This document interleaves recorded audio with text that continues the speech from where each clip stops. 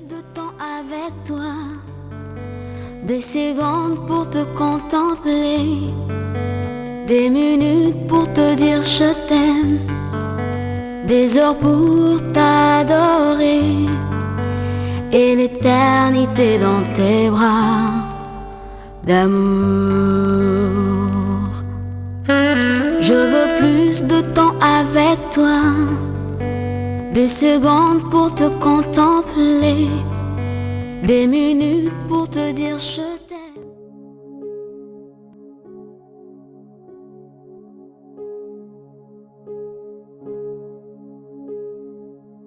Proverbe, chapitre 9.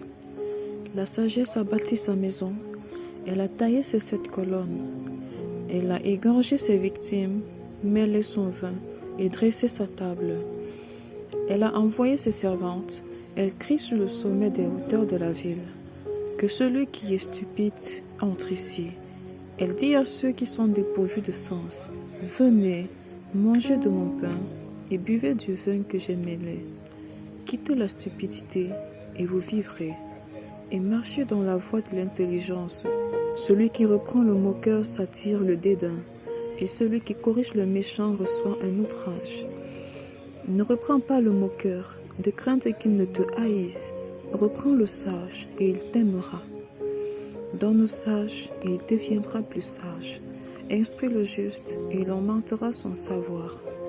Le commencement de la sagesse, c'est la crainte de l'Éternel, et la science des saints, c'est l'intelligence. C'est par moi que tes jours se multiplieront, et que les années de ta vie augmenteront. Si tu es sage pour toi. Si tu es moqueur, tu emporteras seul la peine. La folie est une femme bruyante, stupide et ne sachant rien. Elle s'assied à l'entrée de sa maison, sur un siège dans les hauteurs de la ville, pour crier aux passants qui vont droit leur chemin, que celui qui est stupide entre ici. Elle dit à celui qui est dépourvu de sens, les eaux débordées sont douces, et le pain du mystère est agréable. Et il ne sait pas que là sont les morts, et que ses invités sont dans les vallées du séjour des morts. Amen.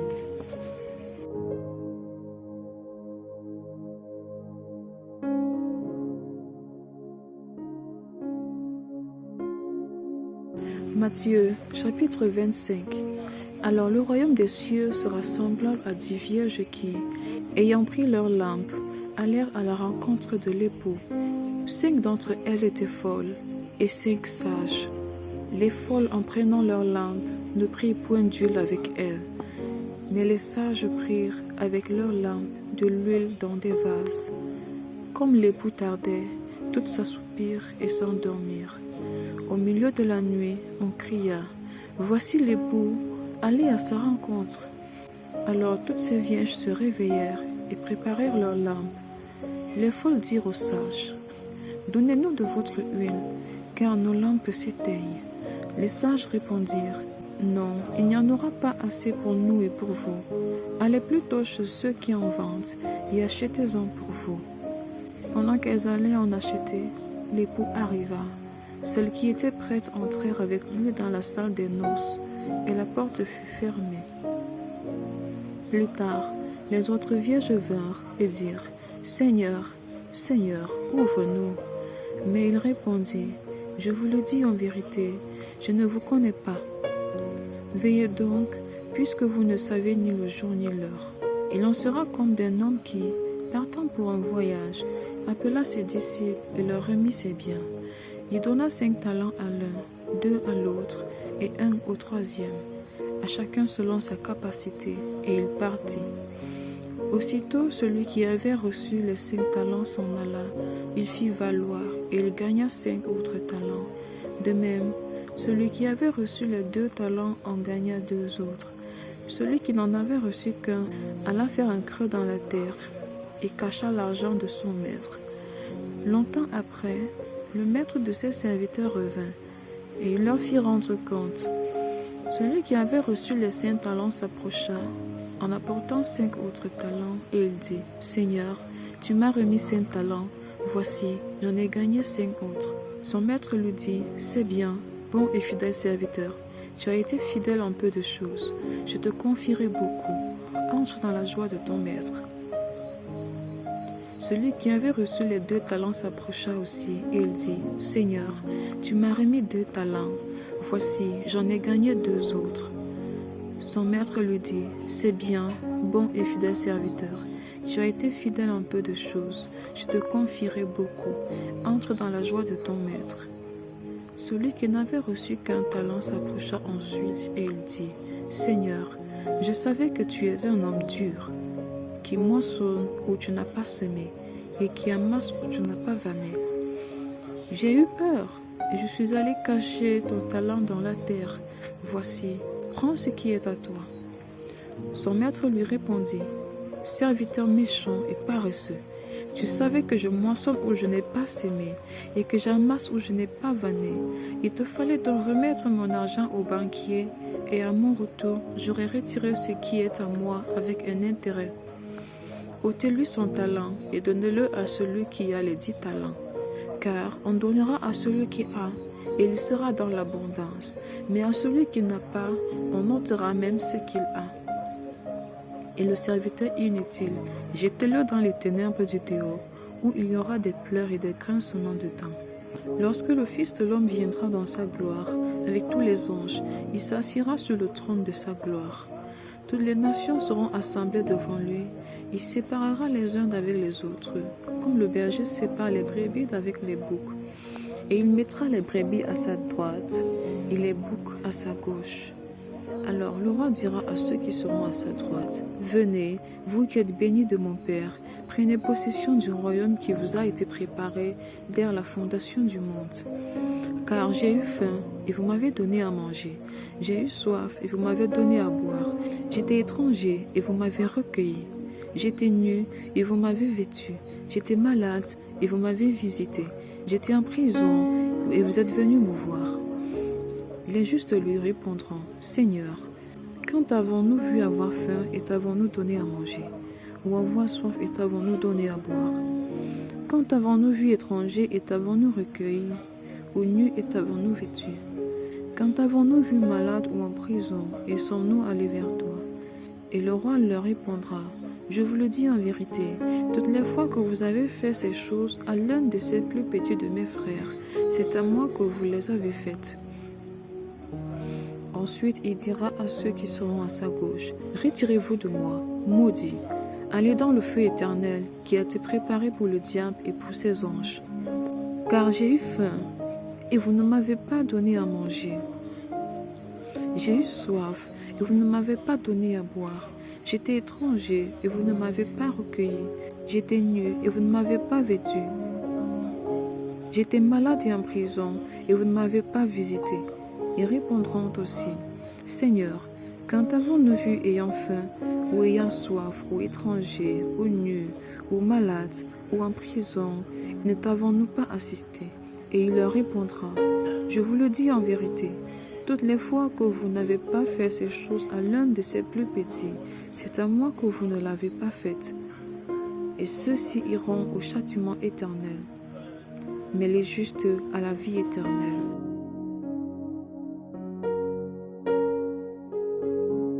Matthieu, chapitre 26. Lorsque Jésus eut achevé tous ses discours, il dit à ses disciples, « Vous savez que la Pâque a lieu dans 2 jours, et que le Fils de l'homme sera livré pour être crucifié. » Alors les principaux sacrificateurs et les anciens du peuple se réunirent dans la cour du souverain sacrificateur appelé Caïphe, et ils délibéraient sur les moyens d'arrêter Jésus par ruse et de le faire mourir. Mais ils dirent, « Que ce ne soit pas pendant la fête, afin qu'il n'y ait pas de tumulte parmi le peuple. » Comme Jésus était à Béthanie, dans la maison de Simon le lépreux, une femme s'approcha de lui, tenant un vase d'albâtre qui renfermait des parfums de grand prix. Et pendant qu'il était à table, elle répandit le parfum sur sa tête. Les disciples, voyant cela, s'indignèrent et dirent, « À quoi bon cette perte? On aurait pu vendre ce parfum très cher et en donner le prix aux pauvres. » Jésus s'en étant aperçu, leur dit, « Pourquoi faites-vous de la peine à cette femme? Elle a fait une bonne action à mon égard. car vous avez toujours des pauvres avec vous, mais vous ne m'avez pas toujours. En répandant ce parfum sur mon corps, elle l'a fait pour ma sépulture. Je vous le dis en vérité, partout où cette bonne nouvelle sera prêchée dans le monde entier, on racontera aussi en mémoire de cette femme ce qu'elle a fait. Alors l'un des 12 appela Judas Iscariote, alla vers les principaux sacrificateurs et dit, « Que voulez-vous me donner et je vous le livrerai ?» Et ils lui payèrent 30 pièces d'argent. Depuis ce moment, il chercha une occasion favorable pour livrer Jésus. Le premier jour des pains sans levain, les disciples s'adressèrent à Jésus pour lui dire, « Où veux-tu que nous te préparions le repas de la Pâque ?» Il répondit, « Allez à la ville chez un tel, et vous lui direz, le Maître dit, « Mon temps est proche, je ferai chez toi la Pâque avec mes disciples. » Les disciples firent ce que Jésus leur avait ordonné, et ils préparèrent la Pâque. Le soir étant venu, il se mit à table avec les 12. Pendant qu'ils mangeaient, il dit, « Je vous le dis en vérité, l'un de vous me livrera. » Ils furent profondément attristés, et chacun se mit à lui dire, « Est-ce moi, Seigneur ?» Il répondit, « Celui qui a mis avec moi la main dans le plat, c'est celui qui me livrera. » Le Fils de l'homme s'en va, selon ce qui est écrit de lui. Mais malheur à l'homme par qui le Fils de l'homme est livré. Mieux vaudrait pour cet homme qu'il ne fût pas né. Judas qui le livrait prit la parole et dit, « Est-ce moi, Rabbi ?» Jésus lui répondit, « Tu l'as dit. » Pendant qu'il mangeait, Jésus prit du pain et après avoir rendu grâce, il le rompit et le donna aux disciples en disant, « Prenez, mangez, ceci est mon corps. » Il prit ensuite une coupe et après avoir rendu grâce, il la leur donna en disant, « Buvez-en tous, car ceci est mon sang, le sang de l'alliance qui est répandu pour plusieurs pour la rémission des péchés. Je vous le dis, je ne boirai plus désormais de ce fruit de la vigne, jusqu'au jour où j'en boirai de nouveau avec vous dans le royaume de mon Père. » Après avoir chanté les cantiques, ils se rendirent à la montagne des Oliviers. Alors Jésus leur dit, « Je serai pour vous tous cette nuit une occasion de chute, car il est écrit, je frapperai le berger et les brebis du troupeau seront dispersées. Mais après que je serai ressuscité, je vous précéderai en Galilée. » Pierre, prenant la parole, lui dit, « Quand tu serais pour nous tous une occasion de chute, tu ne le seras jamais pour moi. » Jésus lui dit, « Je te le dis en vérité, cette nuit même, avant que le coq ne chante, tu me régneras 3 fois. » Pierre lui répondit, « Quand il me faudra mourir avec toi, je ne te régnerai pas. » Et tous les disciples dirent la même chose. Là-dessus, Jésus alla avec eux dans un lieu appelé Gethsémane, et il dit aux disciples, « Asseyez-vous ici, pendant que je m'éloigne pour prier. » Il prit avec lui Pierre et les 2 fils de Zébédée, et il commença à éprouver de la tristesse et des angoisses. Il leur dit alors, « Mon âme est triste jusqu'à la mort. Restez ici et veillez avec moi. » Puis, ayant fait quelques pas en avant, il se jeta sur sa face et pria ainsi, « Mon Père, s'il est possible, que cette coupe s'éloigne de moi. Toutefois, non pas ce que je veux, mais ce que tu veux. » Et il vint vers les disciples qu'il trouva endormis, et il dit à Pierre, « Vous n'avez donc pu veiller 1 heure avec moi. Veillez et priez, afin que vous ne tombiez pas dans la tentation. L'esprit est bien disposé, mais la chair est faible. » Il s'éloigna une seconde fois et pria ainsi, « Mon Père, s'il n'est pas possible que cette coupe s'éloigne sans que je la boive, que ta volonté soit faite. » Il revint et les trouva encore endormis, car leurs yeux étaient appesantis. Il les quitta et s'éloigna.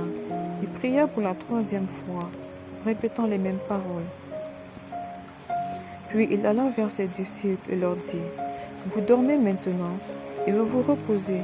Voici l'heure est proche, et le Fils de l'homme est livré aux mains des pécheurs. Levez-vous, allons, voici celui qui me livre s'approche. » Comme il parlait encore, voici Judas, l'un des 12 arriva, et avec lui une foule nombreuse, armé d'épées et de bâtons, envoyé par les principaux sacrificateurs et par les anciens du peuple. Celui qui le livrait leur avait donné un signe. Celui que je baiserai, celui, saisissez-le. Aussitôt, s'approchant de Jésus, il dit, « Salut, Rabbi !» et il le baisa. Jésus lui dit, « Mon ami, ce que tu es venu faire, fais-le. » Alors ces gens s'avancèrent, mirent la main sur Jésus et le saisirent. Et voici, un de ceux qui étaient avec Jésus étendit la main et tira son épée. Il frappa le serviteur du souverain sacrificateur et lui emporta l'oreille. Alors Jésus lui dit, « Remets ton épée à sa place, car tous ceux qui prendront l'épée périront par l'épée. Penses-tu que je ne puisse pas invoquer mon Père qui me donnerait à l'instant plus de 12 légions d'anges? Comment donc s'accompliraient les Écritures d'après lesquelles il doit en être ainsi? » En ce moment, Jésus dit à la foule, « Vous êtes venus comme après un brigand, avec des épées et des bâtons, pour vous emparer de moi. J'étais tous les jours assis parmi vous, enseignant dans le temple, et vous ne m'avez pas saisi. Mais tout cela est arrivé afin que les écrits des prophètes fussent accomplis. » Alors tous les disciples l'abandonnèrent et prirent la fuite. Ceux qui avaient saisi Jésus l'emmenèrent chez le souverain sacrificateur Caïphe, où les scribes et les anciens étaient assemblés. Pierre le suivit de loin jusqu'à la cour du souverain sacrificateur. Il entra et s'assit avec les serviteurs pour voir comment cela finirait.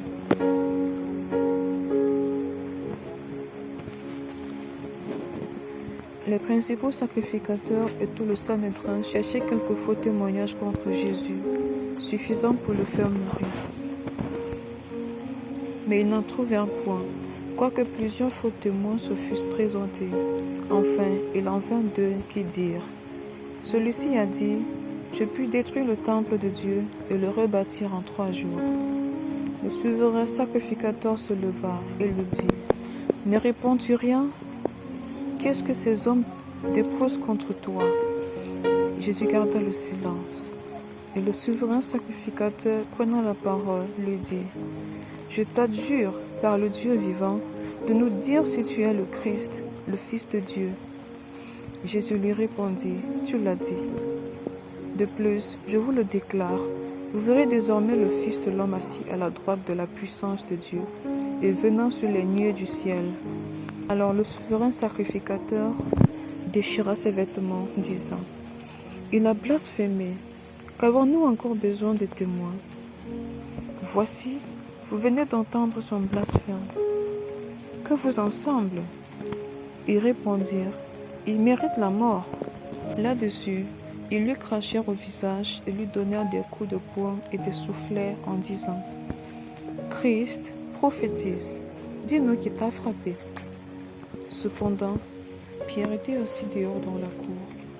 Une servante s'approcha de lui et dit, « Toi aussi, tu étais avec Jésus le Galiléen. » Mais il le nia devant tous, disant, « Je ne sais ce que tu veux dire. » Comme il se dirigeait vers la porte, une autre servante le vit et dit à ceux qui se trouvaient là, « Celui-ci était aussi avec Jésus de Nazareth. » Il le nia de nouveau avec serment, « Je ne connais pas cet homme. » Peu après, ceux qui étaient là, s'étant approchés, dirent à Pierre, « Certainement, tu es aussi de ces gens-là, car ton langage te fait reconnaître. » Alors, il se mit à faire des imprécations et à jurer, « Je ne connais pas cet homme. » Aussitôt, le coq chanta.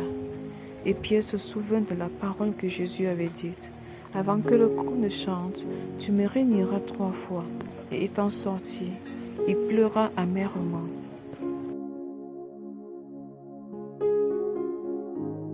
Matthieu chapitre 27.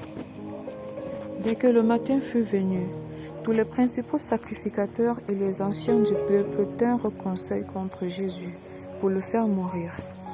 Après l'avoir lié, ils l'emmenèrent et le livrèrent à Ponce Pilate, le gouverneur. Alors Judas, qui l'avait livré, voyant qu'il était condamné, se repentit et rapporta les 30 pièces d'argent aux principaux sacrificateurs et aux anciens. en disant « J'ai péché en livrant le sang innocent ». Ils répondirent « Que nous importe, cela te regarde ».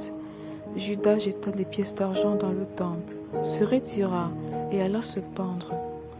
Les principaux sacrificateurs les ramassèrent et dirent « Il n'est pas permis de les mettre dans le trésor sacré, puisque c'est le prix du sang. » Et après en avoir délibéré, ils achetèrent avec cet argent le champ du potier pour la sépulture des étrangers. C'est pourquoi ce champ a été appelé champ du sang jusqu'à ce jour. Alors s'accomplit ce qui avait été annoncé par Jérémie le prophète. Ils ont pris les 30 pièces d'argent, la valeur de celui qui a été estimé, qu'on a estimé de la part des enfants d'Israël. Et ils les ont donnés pour le champ du potier, comme le Seigneur me l'avait ordonné. Jésus comparut devant le gouverneur. Le gouverneur l'interrogea en ces termes. « Es-tu le roi des Juifs ?» Jésus répondit, « Tu le dis. » Mais il ne répondit rien aux accusations des principaux sacrificateurs et des anciens. Alors Pilate lui dit, « N'entends-tu pas de combien de choses il t'accuse ?» Et Jésus ne lui donna de réponse sur aucune parole, ce qui étonna beaucoup le gouverneur. À chaque fête, le gouverneur avait coutume de relâcher un prisonnier, celui qui demandait la foule. Ils avaient alors un prisonnier fameux nommé Barabbas. Comme ils étaient assemblés, Pilate leur dit, « Lequel voulez-vous que je vous relâche ?» Barabbas ou Jésus qu'on appelle Christ, car ils savaient que c'était par envie qu'ils avaient livré Jésus. Pendant qu'il était assis sur le tribunal, sa femme lui fit dire qu'il n'y ait rien entre toi et ce juste, car aujourd'hui j'ai beaucoup souffert en songe à cause de lui. Les principaux sacrificateurs et les anciens persuadèrent la foule de demander Barabbas et de faire périr Jésus. Le gouverneur, prenant la parole, leur dit « Lequel des deux voulez-vous que je vous relâche ?» Ils répondirent « Barabbas ». Pilate leur dit « Que ferai-je donc de Jésus, qu'on appelle Christ ?» Tous répondirent « Qu'il soit crucifié ».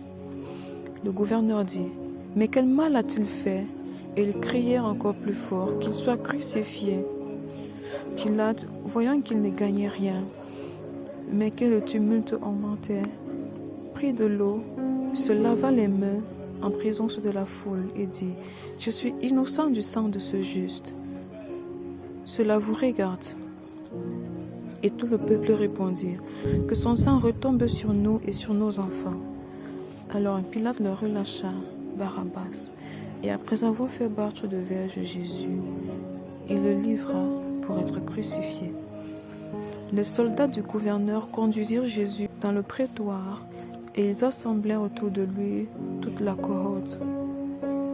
Ils lui ôtèrent ses vêtements et le couvrirent d'un manteau écarlate.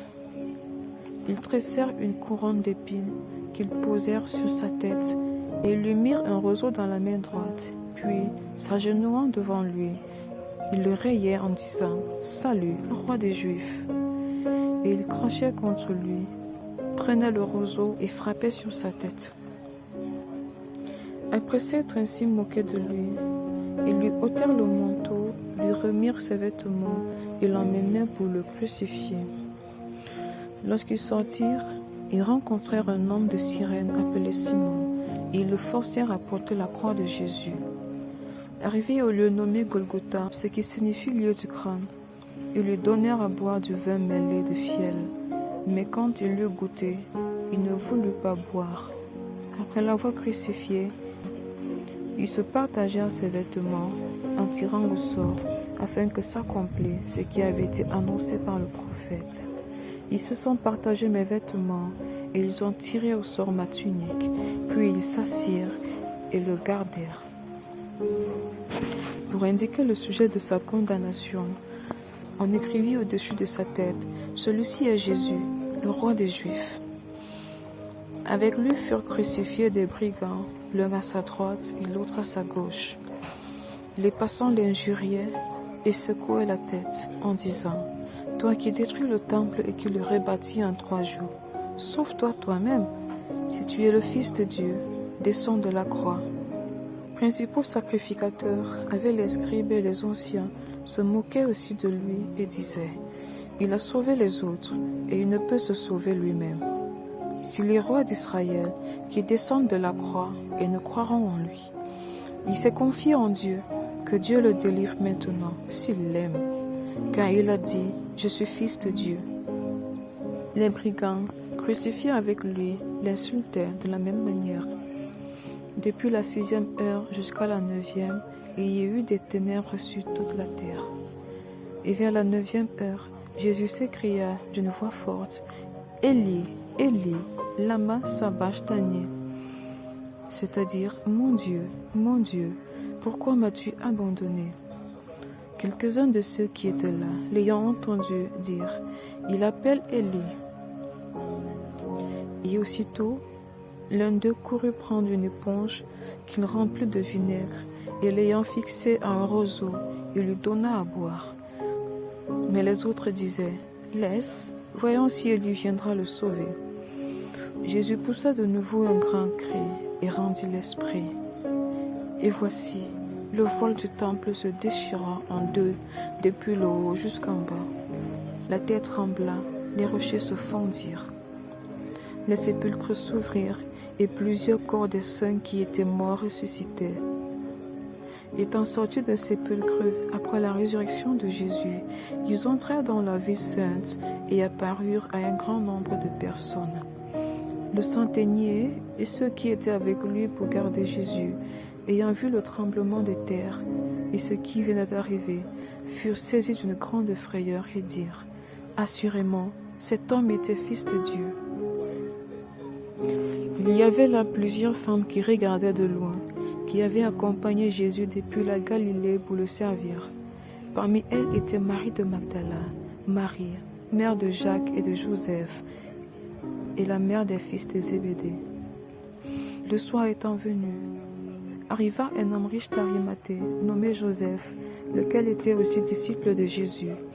Il se rendit vers Pilate et demanda le corps de Jésus, et Pilate ordonna de le remettre.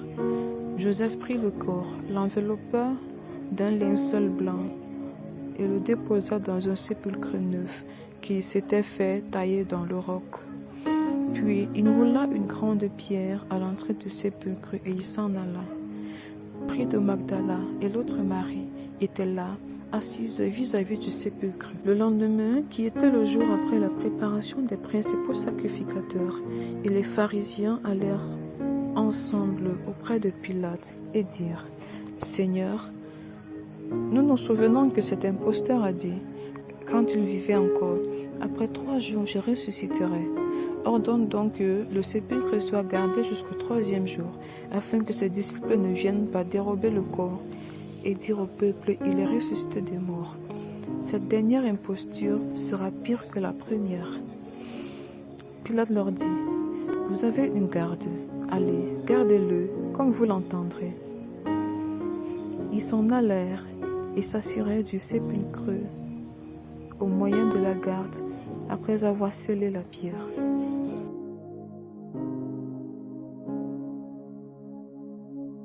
Matthieu, chapitre 28. Après le sabbat, à l'aube du 1er jour de la semaine, Marie de Magdala et l'autre Marie allèrent voir le sépulcre. Et voici, il y eut un grand tremblement de terre, car un ange du Seigneur descendit du ciel, vint rouler la pierre et s'assit dessus. Son aspect était comme l'éclair, et son vêtement blanc comme la neige. Les gardes tremblèrent de peur et devinrent comme morts. Mais l'ange prit la parole et dit aux femmes: pour vous, ne craignez pas, car je sais que vous cherchez Jésus qui a été crucifié. Il n'est point ici, il est ressuscité, comme il l'avait dit. Venez, voyez le lieu où il était couché. Et allez promptement dire à ses disciples qu'il est ressuscité des morts. Et voici, il vous précède en Galilée, c'est là que vous le verrez. Voici, je vous l'ai dit. Elles s'éloignèrent promptement du sépulcre avec crainte et avec une grande joie, et elles coururent porter la nouvelle aux disciples. Et voici, Jésus vint à leur rencontre et dit: je vous salue. Elles s'approchèrent pour saisir ses pieds, et elles se prosternèrent devant lui. Alors Jésus leur dit: Ne craignez pas, allez dire à mes frères de se rendre en Galilée, c'est là qu'ils me verront. Pendant qu'ils étaient en chemin, quelques hommes de la garde entrèrent dans la ville et annoncèrent aux principaux sacrificateurs tout ce qui était arrivé. Ceux-ci, après s'être assemblés avec les anciens et avoir tenu conseil, donnèrent aux soldats une forte somme d'argent en disant « Dites, ces disciples sont venus de nuit le dérober pendant que nous dormions. Et si le gouverneur l'apprend, nous l'apaiserons et nous vous tirerons de peine. » Les soldats prirent l'argent et suivirent les instructions qui leur furent données, et ce bruit s'est répandu parmi les Juifs jusqu'à ce jour. Les 11 disciples allèrent en Galilée, sur la montagne que Jésus leur avait désignée. Quand ils le virent, ils se prosternèrent devant lui, mais quelques-uns eurent des doutes. Jésus, s'étant approché, leur parla ainsi. « Le pouvoir m'a été donné dans le ciel et sur la terre.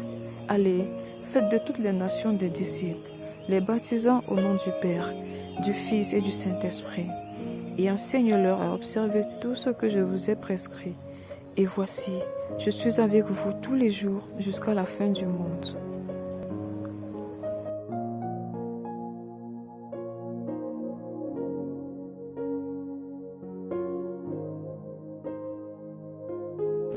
Psaume chapitre 30.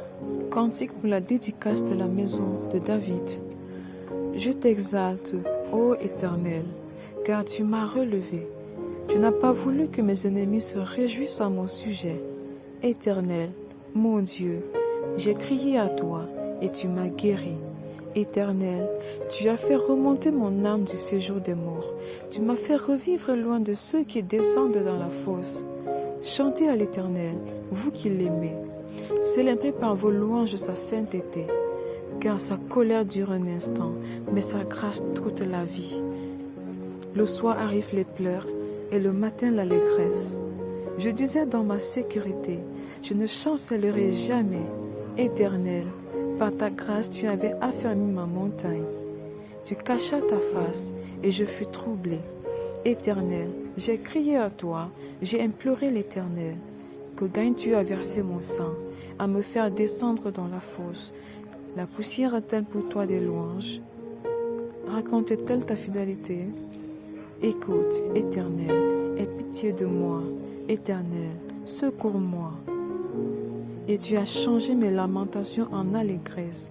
Tu as délié mon sac et tu m'as ceint de joie, afin que mon cœur te chante et ne soit pas muet. Éternel, mon Dieu, je te louerai toujours. Amen.